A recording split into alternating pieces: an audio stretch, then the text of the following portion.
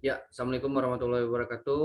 Teman-teman semua, kali ini saya dari kelompok Machine Learning. Ada Saudara Ridwan, Saudara Michael akan memaparkan tentang algoritma Kamin dan clustering. Oke, selanjutnya untuk acara atau presentasi akan disampaikan oleh Saudara Ridwan terlebih dahulu. Mangga kepada Saudara Ridwan.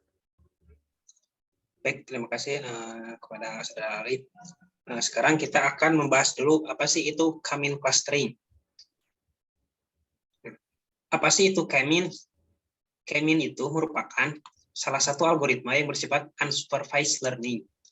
K-means memiliki fungsi untuk mengelompokkan data ke dalam data cluster. Algoritma ini dapat menerima data tanpa ada label kategori. K-mean clustering algoritma juga merupakan metode non-hierarki. Metode clustering algoritma adalah mengelompokkan beberapa data ke dalam kelompok yang menjelaskan data dalam kelompok memiliki karakteristik yang sama dan memiliki karakteristik yang berbeda dengan data yang ada di kelompok lain. Selanjutnya, K-mean clustering masih yang barusan. K-mean clustering adalah suatu metode penganalisaan data atau metode data mining yang melakukan proses pemodelan unsupervised learning dan menggunakan metode yang mengelompokkan data sebagai data dari berbagai partisi. Selanjutnya, nah ini untuk ilustrasi dari clustering ya. Jadi ada beberapa cluster-cluster yang terbentuk dari data-data yang ada. Seperti itu. Selanjutnya. Nah, ini ada dataset yang dicampur. Banyak kan dari sebuah dataset itu banyak jenisnya. Bisa dikelompokkan berdasarkan tingginya, warna, ataupun jari-jarinya. Seperti itu. Nah, jika ada dua kategori tinggi dan jari-jari, selanjutnya, maka datanya akan seperti ini. Tujuan dari clustering algoritma K-means ini yaitu untuk meminimalisasikan fungsi objektif yang telah diset dalam proses clustering. Nah, ini untuk karakteristik dari K-means ataupun kelebihannya yaitu satu, cepat dalam proses clustering. Yang kedua itu sensitif terhadap nilai sentroid. Yang ketiga, hasil dari K-means selalu berubah-ubah dikarenakan tidak unik. Lalu sulit untuk meraih global optimum. Selanjutnya. Nah, adapun untuk kekurangan di clustering ini tuh yaitu cluster model berbeda ditemukan. Jadi suka ada beberapa model yang berbeda ditemukan ketika melakukan clustering. Selanjutnya itu sulit untuk memilih sulit untuk memilih jumlah klaster yang tepat, lalu overlapping dan kegagalan dalam converge. Apa sih overlapping itu? Nah, masalah di overlapping yang sering diabaikan itu adanya masalah yang cukup sulit untuk dideteksi. Masalah di overlapping ini sering terjadi karena metode K-means tidak dilengkapi fitur-fitur yang dapat digunakan untuk mendeteksi beberapa masalah yang berhubungan dengan metode K-means, seperti mendeteksi masalah tersembunyi. Nah, itu tidak bisa, jika masalah tersembunyi itu tidak bisa digunakan metode K-means ini. Ya. Nah, ini adalah algoritma atau flowchart dari clustering K-means.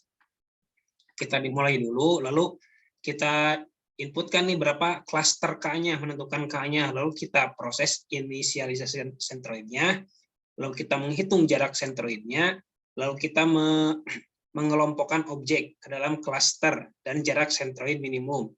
Ini 3 proses itu berturut-turut, lalu nanti setelah selesai di proses terakhir, masih ada perpindahan objek ataukah tidak? Jika masih ada, kita hitung lagi, hitung ulang posisi sentroid. Yang sebelumnya di akhir yang ketiga ini, hasilnya nanti menjadi yang pertama, lalu kita looping terus-menerus sampai tidak ada perpindahan objek. Setelah itu akan menghasilkan klaster dan berhenti. Selanjutnya, nah ini penjelasan dari yang proses yang tadi. Kita menentukan nilai K dulu, setelah itu nilai K di awal sentroid dengan memilih K data secara random. Bisa dipilih K dari data pertama sebagai sentroid atau K data terjauh sebagai sentroid. Jadi untuk menentukan itu bebas untuk sentroid itu. Langkah ketiga tuh jadi menghitung jarak tiap data ke sentroid. Setelah itu masukkan datanya ke dalam klaster dengan jarak sentroid terdekat. Selanjutnya di langkah kelima menghitung ulang sentroid menggunakan rata-rata min dan rata-rata data dalam suatu klaster. Lalu yang terakhir itu kita mengulangi langkah 3, 4, 5 sampai konvergen sampai tidak ada lagi perpindahan objek dari satu klaster ke klaster yang lain. Seperti itu untuk langkah-langkah klaster. Nah, untuk selanjutnya saya kembalikan ke Alif. Silakan Alif. Ya, terima kasih Saudara Ridwan atas penjelasannya. Selanjutnya akan dilanjutkan oleh Saudara Michael. Mangga kepada Saudara Michael. Oke, terima kasih Alif. Ya, baik dulu Alif. Oke, di sini saya akan menjelaskan mengenai contoh dari K-means cluster dengan K sama dengan 2. Ya, datanya seperti ini ya. Ini karena kita sudah ditentukan, jadi kita langsung next aja Alif, ke contoh selanjutnya. Nah, dari inisialisasi sentro itu menggunakan dua data yang pertama. Nah, jadi yang keduanya adalah tentukan dua sentroid awal atau K sama dengan 2 untuk dua klaster yang akan dibentuk. Nah, ini datanya ya, ini ada dua, di data ini sentroidnya dari jari-jari sama tingginya. Karena di sebelumnya karena datanya sudah ada, kita langsung ke step selanjutnya. Nah, interaksi yang ketiga, interaksi yang pertama adalah hitunglah sebuah Euclidean tiap data ke sentroid. Nah, ini rumusannya ya. Dan yang langkah keempat, masukkan tiap data ke dalam klaster dengan jarak sentroid yang terdekat. Data 4 menuju klaster 1. Nah, ini data 4 dari 150 ke sentroid 1,503. Nah, ini yang lamanya, ini yang klaster barunya. Jadi untuk yang langkah kelima, hitung belum, ini masih yang satu. Langkah yang kelima adalah hitunglah ulang sentroid menggunakan rata-rata atau min dalam suatu klaster. Oke, next. Nah, untuk interaksi yang kedua itu hampir sama seperti yang interaksi yang pertama. Data 4 sama dengan klaster 2. Nah, karena tadi data sebelumnya itu data berapa ya, Lip ya? Langkah keempat ya. Baik dulu. Nah, karena ini klaster pertama, itu untuk iterasi klaster 2-nya adalah menggunakan klaster 2. Seperti ini ya. Untuk rumusnya juga masih sama, perhitungan juga masih sama. Dan langkah kelimanya pun mencari mainnya doang. Nah, langsung kita ke interaksi yang keempat, itu hampir sama dengan interaksi yang satu dan kedua. Itu contohnya hampir sama, tidak ada perbedaannya, cuma pengubahan untuk klaster 4-nya itu di 201 dengan sentroid 032. Next. Nah, ini ilustrasi proses clusteringnya atau inisialisasinya ya. Nah, ini kan jari-jari itu tadi sebelum juga sudah dijelaskan sama Saudara Ridwan bahwa jari-jari itu ada pengelompokan yang tersendiri berbeda dengan dataset yang lainnya. Jadi seperti ini ya contohnya. Oke, ini interaksi yang tadi yang sudah dijelaskan sebelumnya itu di interaksi yang pertama itu dengan klaster interaksi itu klaster data 1 dengan klaster 1. Nah, ini hasilnya ya. Jadi seperti ini. Oke, next. Oke, interaksi ketiga dan keempat juga sama, tapi mungkin berbeda dengan yang interaksi yang keempat, itu ada pengelompokannya berbeda ya dengan interaksi 1 dan 2, 1, 2, dan 3 itu berbeda. Yang keempat, tidak terjadi perpindahan data atau konvergen sehingga berhenti pada interaksi keempat. Seperti itu. Next slide. Nah, interaksi sentroid menggunakan dua data terjauh. Tadi kan terdekat, itu sekarang yang terjauhnya ya. Tentukan dengan sentroid awal K sama dengan 2 untuk dua klaster yang akan dibentuk. Misalnya dipilih dua data yang terjauh adalah M8 sama dengan 0,5 4,0 dan M11 sama dengan 1,5 dengan 0,5. Ada seperti ini ya. Ini misalnya saja ya. Next. Nah, untuk interaksi yang pertama itu langkah ketiga itu hitunglah jarak setiap sentroid. Nah, ini sentroidnya ya, sentroid 1 dan sentroid 2. Langkah 4, masukkan setiap data dalam cluster ini jarak sentroid terdekat. Sentroid terdekatnya itu dari 1 karena terjauhnya itu tadi back dulu. Nah, dengan di M8 adalah 4,0. Oke, next. Nah, ini kan santai dulu. Oke. Untuk cluster sentroid 1 itu kan tadi sudah dijelaskan bahwa 0,5 dengan sentroid terjauhnya itu 4,0. Yang baru cluster yang baru akan mendapatkan 0,50 dan 3,50. Untuk langkah kelimanya tetap kita harus cari rata-rata data dalam suatu cluster. Next. Nah, untuk iterasi kedua juga sama, karena cluster lamanya itu kan sebelumnya itu 4,0, jadi kita gunain yang cluster yang terbarunya yang tadi, yang kita dapetin dari 3050. Dan untuk cluster yang barunya juga hasilnya seperti ini. Oke, next. Nah, ini instalasi dari cluster instalasinya ya. Ini hampir sama sebenarnya sama yang contoh sebelumnya, hanya perubahan untuk mencari yang jauhnya saja. Next. Nah, ini juga sama. Next saja sih. Nah, untuk yang tadi kan untuk pengelompokannya itu di interaksi nomor 4. Tapi di sini kita di interaksi nomor 2 karena tidak terjadi perpindahan data atau konvergen sehingga berhenti pada interaksi kedua. Seperti itu. Dikondisikan dengan datanya itu saja. Habis ya, Lip. Oke. Mungkin contohnya akan dilanjutkan oleh saudara Alip untuk prakteknya. Sekian, terima kasih.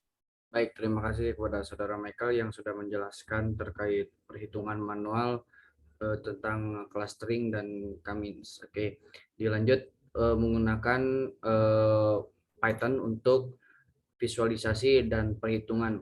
Nah, teman-teman bisa lihat bahwasanya ketika kita akan menghitung suatu nilai, baik itu sentroid, baik itu cluster di data yang sudah dimiliki, itu menggunakan perhitungan secara manual.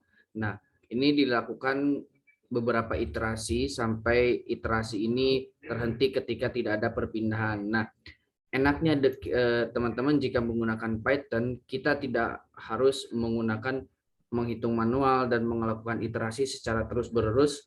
Nah, contohnya tadi data yang ini kita sudah masukkan ke sini ya, teman-teman. Ada jari-jari, tinggi, dan warnanya ya. Ini datanya kita import terlebih dahulu, lalu kita pilih kolom mana yang akan kita ambil dan kolom mana yang kita buang. Di sini kolom warna dan nomor akan kita buang. Lalu pada gambar di atas menunjukkan dataset utuh 10 tabung, selanjutnya menentukan variabel yang diklasterkan. Nah, di sini menggunakan variabel jari-jari pada sumbu X dan variabel tinggi pada sumbu Y. Lalu di sini menentukan variabel yang akan diklasterkan. Kita ambil variabel tinggi ya teman-teman. Setelah diambil datanya, lalu kita memvisualisasikan nih persebaran data dari 10 data. Sebenarnya ini 10 data, tapi yang ditampilkan hanya 4 data saja. Lalu persebaran data ini akan ditampilkan seperti ini. Nah, ini tidak jauh tadi yang seperti yang Michael jelaskan.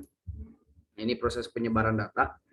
Namun ini secara manual ya. Ini kita menggunakan Matplotlib di Python seperti ini.